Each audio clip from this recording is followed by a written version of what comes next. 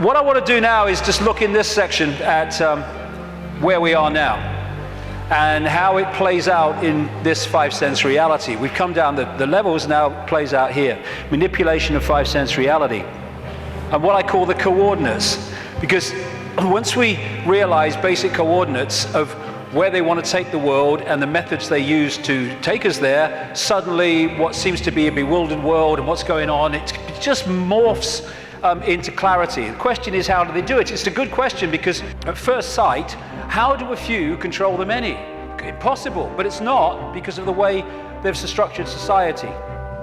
Just to very quickly recap, they want to lock humanity in the five senses so we don't perceive beyond it. We're locked in that prison. They have interbreeding bloodlines, computer terminals, I would call them, which play out this interdimensional conspiracy within visible light, what I call the Illuminati bloodlines.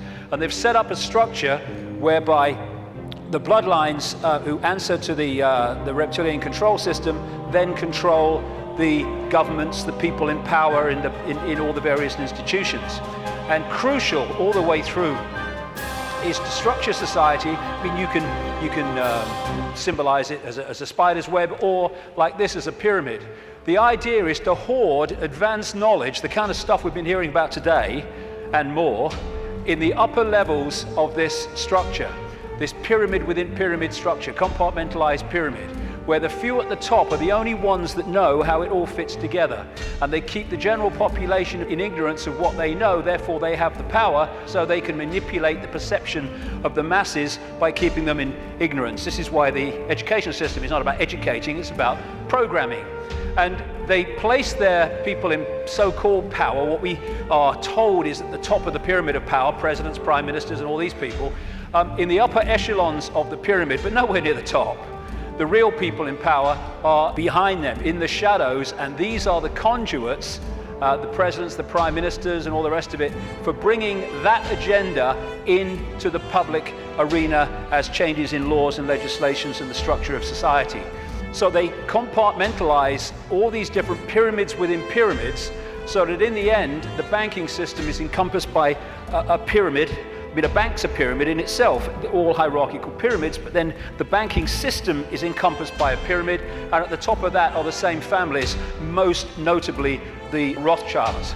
Same with the businesses. The transnational corporations are compartmentalized pyramids in and of themselves, but they go into a bigger pyramid which encompasses all the transnational corporations. So at that point, they are one corporation, just as at that point, all those banks are one bank. Same with politics, education, all these things. And people in this part of the pyramid here, they go to work, they're not trying to manipulate anybody, they're not trying to create a fascist Orwellian agenda and global state.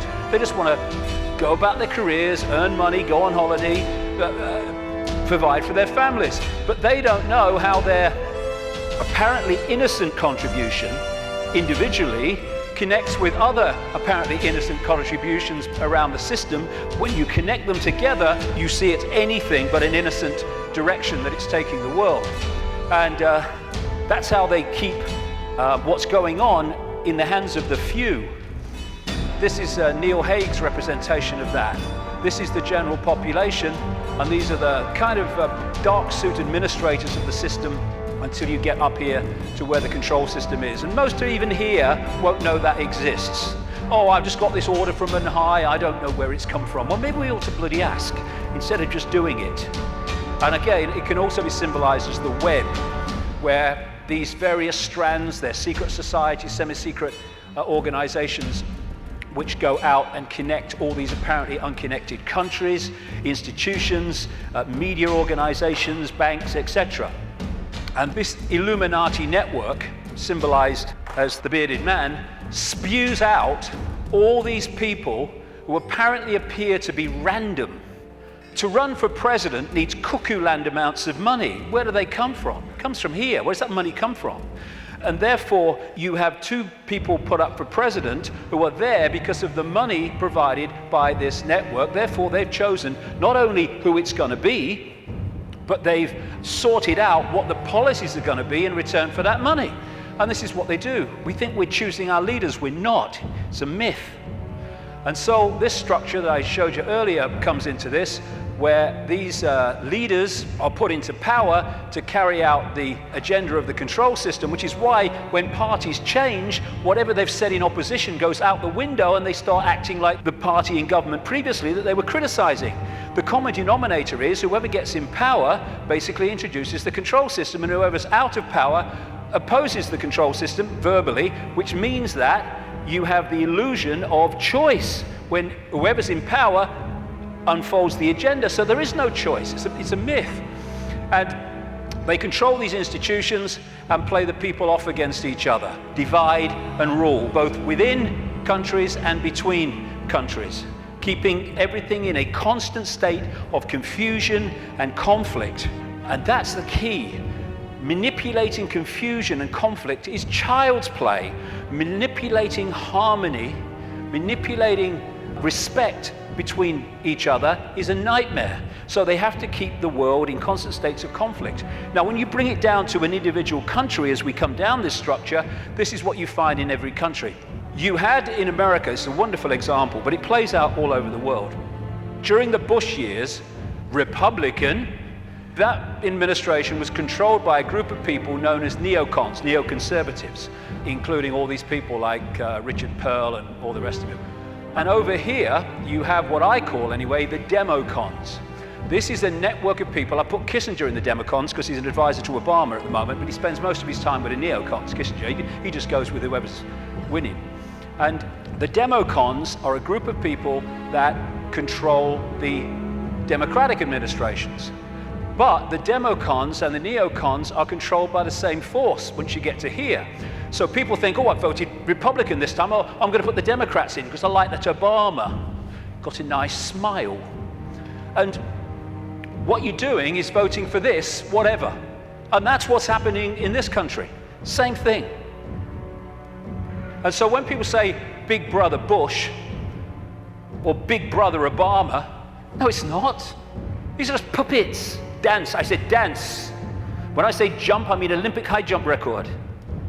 This is the thing. You take one mask off, you put another mask on. And because it's a different mask, we think it's a different administration, we think controlled by different forces. No, no. And what you have is the movie playing out in the public arena, people who appear to be in opposition to each other when they're controlled by the same puppeteer. And once you look beyond the movie, that's when you start to see what's really happening in the world. So the cards are moved around in line with an agenda for the constant, incessant centralization of power. And it's done with people who, I keep coming back to, have a DNA with empathy deleted, which means anything goes in pursuit of this agenda. And the people are misdirected, diverted by the way society is manipulated and controlled, increasingly so with more and more laws affecting the fine detail of our lives, so that we spend so much time surviving and rushing around, we don't lift our head up and see what's going on. So puppet people are essential to the few controlling the world. And when we cease to be so, and it's happening more and more, then this will be over. Humans have been put into this round and round and round circular lifestyle where 1 week leads into another week and another week, just a repeating cycle of action and work and sleep and eat and work and sleep and eat for so many people. And this is the structure that they're moving towards. Why? Because when you're the few and you want to control the many, you have to centralize decision making. The more diversity of decision-making there is, the less control any central point is going to have over it.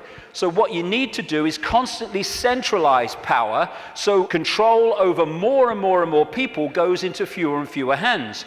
We started with a tribal situation a long time ago. The people in the tribe decided what was going to happen. We then brought, as part of this centralization, it's gone over at this whole period I'm talking about, the tribes came together into what we call nations. And now, a few people at the center of the nation are dictating to all the former tribes that make up that nation. We're now well into the next stage of that, which is bringing nations together under unions like the European Union, so a few people at the center are now dictating to all those nations which are made up of all those tribes before. And the next stage of that, which they're already preparing for, is to take us into a world government that would dictate to these unions that are building up, like the European Union, the American Union that they want via the North American Union, the Pacific Union, evolved out of organizations like APEC, Asia Pacific Economic Cooperation, and the African Union, already in place, evolved out of the Organization of African Unity and other bodies. And what they done in many of these unions is start them off as free trade zones, just for jobs, that's all it is, no worries. And then they've turned them into fully fledged dictatorships, which is what happened in the European Union. And the reason is that you've got to centralize power if you want to get more and more control in the hands of the few over more and more people.